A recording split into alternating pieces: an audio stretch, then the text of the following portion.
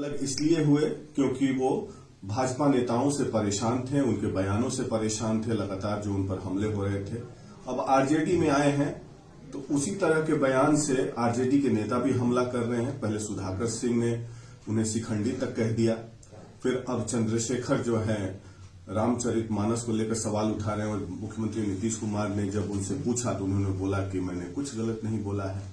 तो क्या ये गठबंधन कितना दिन चल पाएगा, ये बड़ा सवाल है। हमारे साथ मौजूद हैं जेडीयू के संसदीय बोर्ड के अध्यक्ष उपेंद्र कुशवाहा जी। उपेंद्र जी, ये तो उसी टाइप की बात हो गई, भाजपा वाली ही बात हो गई जैसे भाजपा के नेता आरोप लगाते थे। अब रामचरितमानस को लेके जिस तरीके से पार्टी जो है आपकी चौराहे पर खड़ी है, तो ये भाजपा को मदद करने की कोशिश हो रही है? देखिए, मुझको तो निश्चित रूप से यह लगता है कि कहीं न कहीं भारतीय जनता पार्टी के एजेंडा पर ये लोग जानबूझकर काम कर रहे हैं। क्योंकि शुरुआती दौर में माननीय विधायक सुधाकर जी भी लगातार जिस तरह से मुख्यमंत्री जी के ऊपर व्यक्तिगत टिप्पणी, एक तरह से गाली, वैसे शब्दों का व्यवहार किया और क्या आज भी कर रहे हैं। और फिर अभी कुछ दिन से माननीय शिक्षा मंत्री बिहार, उनका बयान जो आ रहा है वह तो शुद्ध रूप से भारतीय जनता पार्टी के एजेंडा पर काम करते हुए दिख रहे हैं। क्योंकि ऐसे विषयों पर चर्चा होगी तो भारतीय जनता पार्टी को ही लाभ होना है, या सब लोगों को मालूम है। हम लोगों का एजेंडा इस तरह का एजेंडा नहीं होना चाहिए। हम लोगों का एजेंडा है सोशल जस्टिस का एजेंडा, धर्मनिरपेक्षता का एजेंडा, डेवलपमेंट का एजेंडा। तो ऐसे एजेंडों पर बहस हो तो हम लोगों के लाभ की बात होगी। लेकिन बीजेपी के एजेंडा पर उनके फील्ड में जाकर उनकी पिच पर खेलने का काम माननीय शिक्षा मंत्री जी कर रहे हैं, तो स्वाभाविक रूप से जब बीजेपी को ही लाभ होना है तो फिर ऐसा काम कर क्यों रहे हैं? आप मानते हैं कि रामचरितमानस जो है नफरत का ग्रंथ है, जैसा कि चंद्रशेखर जो शिक्षा मंत्री है उन्होंने कहा? देखिए, उन्हीं से पूछिए ना कि डॉक्टर लोहिया, जिसकी विरासत पर चलने की बात हम सब लोग करते हैं, राष्ट्रीय जनता दल के लोग भी करते हैं, और डॉक्टर लोहिया रामायण मेला लगाते थे और इससे समाज में संदेश देने का प्रयास करते थे। और उस ग्रंथ के बारे में जिस तरह की टिप्पणी की गई पूरे तौर पे गलत है, पूरे तौर पे गलत है। लेकिन फिर भी लगातार बोल रहे हैं। बोलने का मतलब सीधा है कि बीजेपी को लाभ पहुंचाने के मकसद से बोल रहे हैं, सीधा इसका ही। उनके पार्टी में दो फाड़ है। जगतानंद सिंह ने कहा कि पार्टी आपके साथ है, शिवानंद जी बोलते हैं कि ये बिल्कुल गलत बोल रहे हैं, आपस में ही भिड़ गए दोनों कल। हाँ, निश्चित रूप से सब लोगों ने देखा है कि राष्ट्रीय जनता दल के दो बड़े नेता आपस में भिड़े हुए हैं। तो ऐसी स्थिति में हम तो सीधे तौर पे कहेंगे कि राष्ट्रीय जनता दल का जो शीर्ष नेतृत्व है उन लोगों को तुरंत एक्शन लेना चाहिए। क्योंकि तेजस्वी यादव जी ने खुद ही एक दिन स्वीकार किया कि उनके विधायक भारतीय जनता पार्टी की नीतियों के अनुकूल काम कर रहे हैं। तो इस बात को जब महसूस करते हैं उसके बाद भी कार्रवाई नहीं होती है, तो तब तो लोगों की जो आशंका है कि कहीं ना कहीं भारतीय जनता पार्टी के प्रेशर में या भारतीय जनता पार्टी को जानबूझकर फायदा पहुंचाने के मकसद से कोई मिलीभगत रहती है इन लोगों के बीच में, ताकि आवश्यकता अनुसार कुछ मामलों में राष्ट्रीय जनता दल के नेताओं को लाभ मिलता रहे और इसके एवज में बीजेपी को फायदा पहुंचाया जाए। क्यों इन लोगों की मिलीभगत हो सकती है? क्या लाभ मिल सकता है इन लोगों को? नहीं, लोगों के बीच आशंका रहती है ना, कई तरह का मामला होता है जिन मामलों के चलते कई बार राष्ट्रीय जनता दल के नेताओं को थोड़ी मदद चाहिए केंद्र सरकार से, और भारतीय जनता पार्टी को राजनीति करनी है तो राजनीतिक लाभ उनको चाहिए। तो अब हम सीधा कहेंगे जितना विलंब होगा कार्रवाई करने में उतना ही लोगों की आशंका और उसको आशंका को बल मिलेगा। तो अविलंब कार्रवाई हो, जल्दी से जल्दी कार्रवाई हो, ताकि इस तरह की जो आशंका पनप रही है उस पर विराम लगे। आपकी पार्टी, आपको क्या लगता है, इन सब बयानों से और घटनाक्रम से कमजोर होती जा रही है?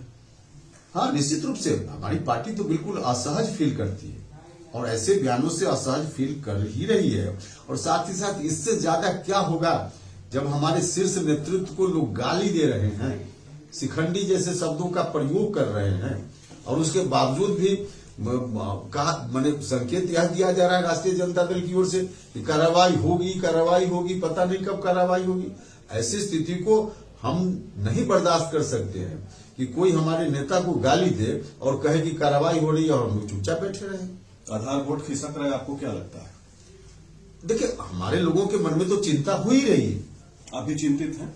निश्चित रूप से हमको तो दुख है। उसी दिन हमने कहा कि हमारे नेता को गाली दे तो हम दुखी नहीं होंगे। आपको क्या लगता है चंद्रशेखर को ऐसे बयान के लिए माफी मांगना चाहिए, नहीं तो इनको हटाना चाहिए मंत्री पद से? नहीं, कार्रवाई राष्ट्रीय जनता दल के ऊपर है कि क्या कार्रवाई लोग करते हैं, लेकिन कार्रवाई अविलंब होनी चाहिए। और कार्रवाई का मतलब दिखने लायक इस तरह की कार्रवाई की लगे कि वास्तव में कार्रवाई, सिर्फ नाम के लिए नहीं कार्रवाई हो, दिखने लायक कार्रवाई। कुशवाहा जी, आपने पार्टी को मर्ज किया 2 साल पहले और आप संसदीय बोर्ड के अध्यक्ष बनाए गए।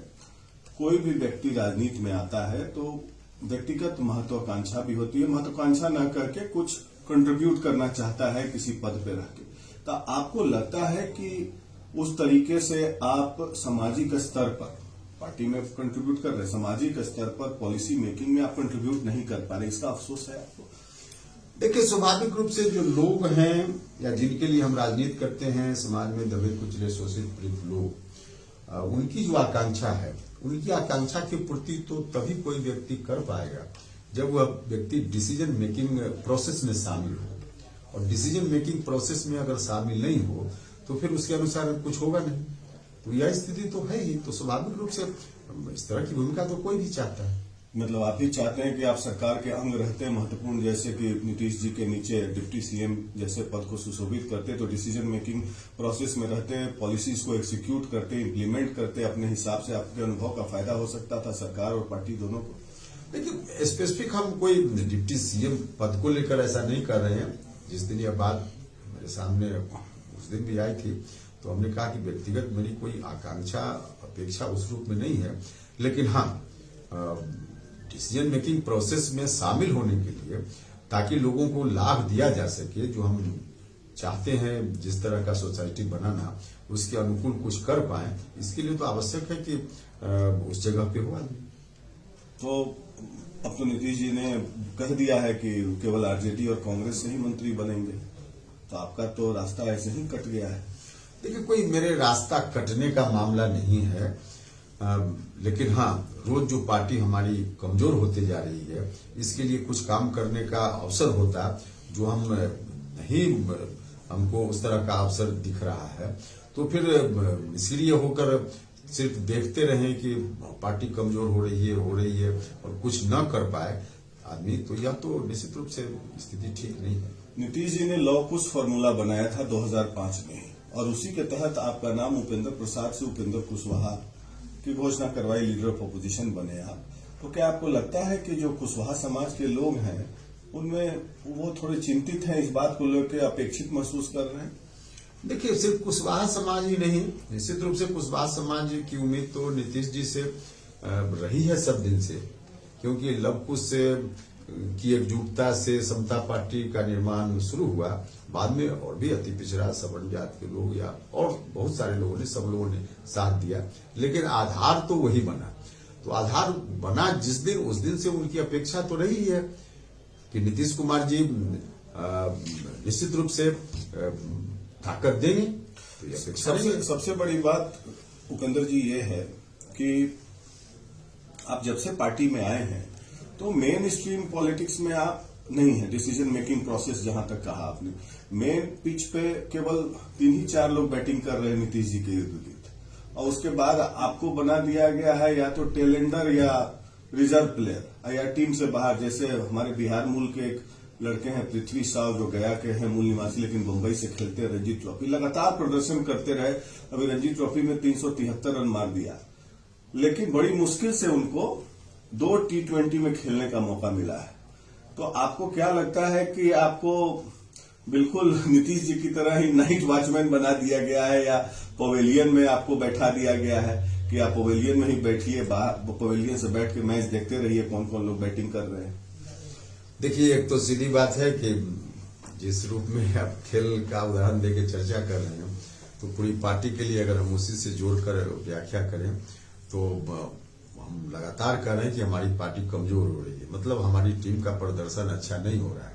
तो टीम का प्रदर्शन अच्छा होगा कि बुरा होगा, जिसको खेलने का पिच पर मौका मिलेगा वही तो दिखा पाएगा। और जो पेविलियन में खिलाड़ी बैठा हुआ है उसको क्या, उससे क्या रिलेशन उसका है कि खेल अच्छा हो रहा है या खराब हो रहा है।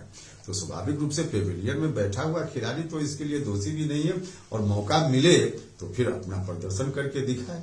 आप कब तक पवेलियन में बैठे रहेंगे, और आपके कुछ समर्थक भी हैं जो पवेलियन में बैठे हुए हैं? नहीं, वो तो कैप्टन के ऊपर है ना कि किसको कब कहाँ किस मैदान में कहाँ लगाया जाता है। तो पवेलियन में बैठ के आप मैच देखते रहेंगे ऐसे ही? कैप्टन इतना तो अनुशासन हम लोग मानते हैं कि कैप्टन का जो डिसीजन होगा वही अंतिम डिसीजन है। तो ये पवेलियन में कब तक बैठे रहेंगे आप? फिर हम कहेंगे कि कैप्टन का डिसीजन इसमें होता है, मेरा व्यक्तिगत डिसीजन। वो जैसे होता है ना पवेलियन में जो रिजर्व प्लेयर होते हैं, एक पीला कपड़ा पहन के बैठे रहते हैं और जाके पानी का बोतल और तौलिया पहुंचाते रहते हैं। देखिए, उस रूप में सीधे तौर पे खेल की व्याख्या पार्टी के साथ जोड़कर नहीं की जा सकती है। जस्ट के उपमा के रूप में, एग्जाम्पल के रूप में चल सकता है। और उस रूप में हमने कहा कि तमाम इस तरह का डिसीजन कैप्टन को लेना होता है, मतलब पार्टी के शीर्ष नेतृत्व को। फिलहाल आप पवेलियन में हैं? या तो सब लोग देख रहे हैं ना कि जो लोग खेल रहे हैं पिच पर, सब लोगों की नजर में है कि कौन लोग खेल रहे हैं और कौन पेविलियन में है। और ये क्या आपके लिए, क्या बीजेपी के भी दरवाजे खुले हुए हैं आगे चल के? क्या आपको लगता है कि बीजेपी से नीतीश कुमार जो अलग हुए वो एक राजनीतिक भूल थी? नहीं, ऐसा नहीं है। जो जिस समय की आवश्यकता होती है उसके हिसाब से वह डिसीजन होता है, और बिल्कुल सही डिसीजन है। इसमें कहा कोई सवाल उस बात का नहीं है। सवाल है कि हम जितना मजबूत, हमारी पार्टी जितनी मजबूत रहेगी उतनी ही राजनीतिक मजबूती से आगे हमारी पार्टी। आखिरी सवाल यह है कि आपने कहा पार्टी कमजोर हो रही है, तो नीतीश जी से आप हमारे चैनल के माध्यम से क्या आग्रह करेंगे कि पार्टी को मजबूती कैसे प्रदान की जाए? देखिए, चैनल के माध्यम से आग्रह नहीं किया जाता है ऐसी चीजों के लिए। नीतीश जी नेता हैं और सारी चीज उनकी नजर में। तो ये थे उपेंद्र कुशवाहा।